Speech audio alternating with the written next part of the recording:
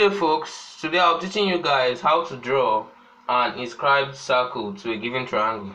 So in this case we have a random triangle ABC. The first step is to bisect any two angles of that triangle. So now let's bisect the angles A and the angles C.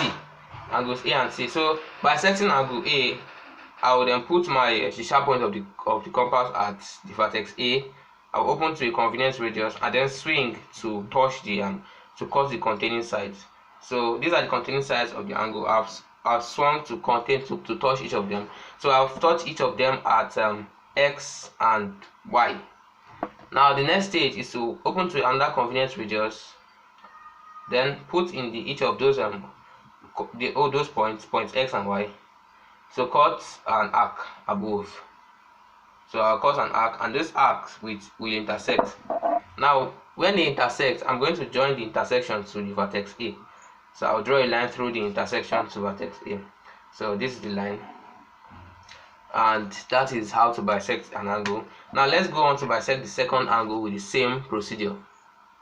Now after bisecting the two angles, the next stage is to draw a perpendicular to any side from that center O. Let's call this center O.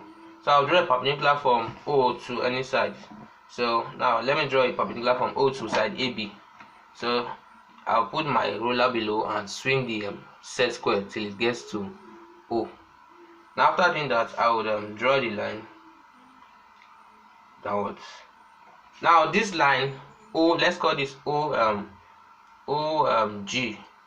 Now this OG will be the radius of the inscribed circle.